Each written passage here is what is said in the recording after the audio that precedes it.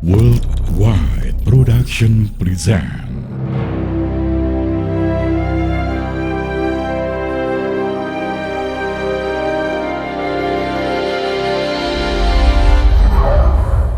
Saat Musa masih dalam kandungan ibundanya yang bernama Yokabat, di Mesir sedang terjadi suatu peristiwa yang besar yang tentunya menggemparkan Mesir. Rakyat hidup dalam ketakutan, terutama para ibu yang sedang mengandung. Rupanya, ternyata Raja Fir'aun memerintahkan tentaranya untuk mengambil paksa semua bayi laki-laki yang lahir pada saat itu.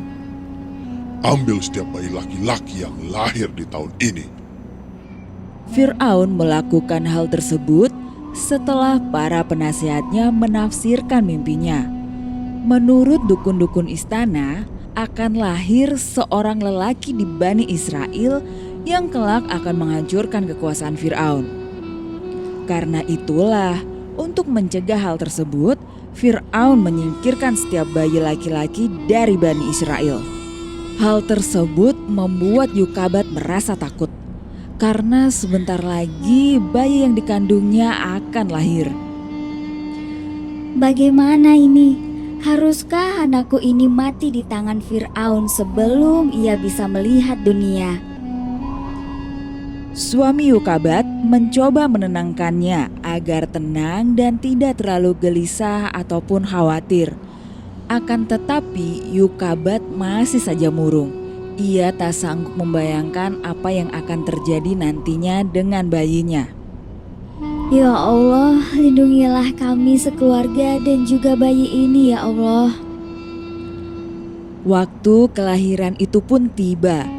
Ternyata benar, bayi yang ia lahirkan berjenis kelamin laki-laki. Yokabat pun merasa sangat senang. Akan tetapi pada saat yang bersamaan, ia juga takut dan khawatir dengan nasib bayinya. Dalam perasaan bimbang itu, Allah memberikan petunjuk kepada Yokabat untuk menghanyutkan bayinya ke Sungai Nil. Kemudian Yokabat menceritakan rencana tersebut kepada Imran. Apakah kamu yakin dengan rencanamu itu, istriku? Ibunda Musa meyakinkan suaminya, yang kemudian akhirnya mereka membawa bayinya ke tepian Sungai Nil sebelum pasukan Fir'aun mengetahuinya. Dengan mengendap-endap, Yokabat dan Imran berjalan menuju tepian Sungai Nil. Mereka meletakkan Musa di dalam sebuah kotak kayu yang dibuat senyaman mungkin agar Musa tidak menangis. Karena takut apabila Musa menangis, hal itu akan membahayakannya.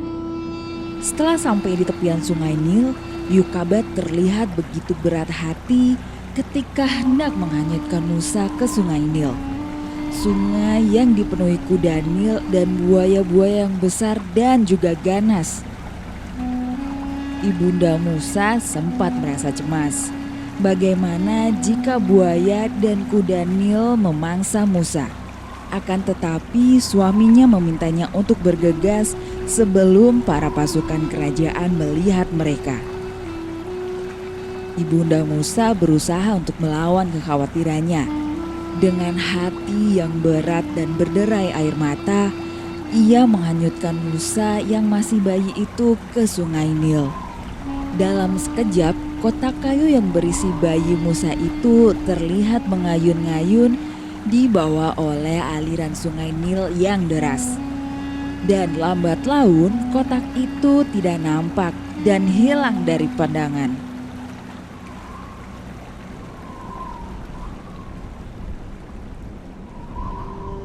Mari kita pulang, istriku.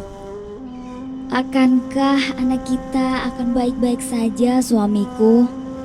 Berdoalah kepada Allah agar anak kita diberi perlindungan. Yokabat masih tidak percaya bahwa ia baru saja menghanyutkan anak kandungnya sendiri ke sungai. Ia telah membiarkan Musa yang masih bayi berjuang sendiri melawan ganasnya alam. Dalam setiap doanya, Yokabat seakan selalu diberikan ketenangan oleh Allah bahwa Musa akan baik-baik saja dan suatu ketika mereka akan bertemu kembali. Pada suatu hari, permaisuri Fir'aun, yaitu Siti Aisyah, sedang berada di tepian sungai Nil. Ketika sedang asyik mandi menikmati kesegaran sungai Nil, tiba-tiba seorang dayang berteriak setelah melihat sebuah kotak tersangkut di sela-sela pohon. Kemudian Siti Aisyah meminta dayangnya untuk mengambil kotak tersebut. Dayang bergegas mengambil kotak kayu itu. Setelah Siti Aisyah membuka kotak itu, betapa terkejutnya ia ketika melihat ada seorang bayi laki-laki mungil di dalam kotak itu. Kemudian Siti Aisyah terdiam beberapa saat. Kemudian ia mengarahkan pandangannya ke sekitar sungai, mencari tahu apakah ada orang lain di sana yang telah menghanyutkan bayi itu. Lalu permaisuri Raja Fir'aun memutuskan untuk membawa Musa ke istana. Ia berjanji akan merawatnya dengan sepenuh hati. Siti Aisyah pun merawat Musa seperti anak kandungnya sendiri. Ia amat sangat menyayangi Musa. Siti Aisyah merasa sangat beruntung dan bahagia bisa membesarkan Musa. Apalagi ia juga belum dikaruniai seorang anak. Di istana Fir'aun, Musa tumbuh. Akan tetapi, meskipun hidup di istana, Musa sama sekali tidak terpengaruh oleh kemewahan yang ada di istana. Perilaku dan sifat Musa sangatlah berbeda dengan sifat Fir'aun yang sangat kejam.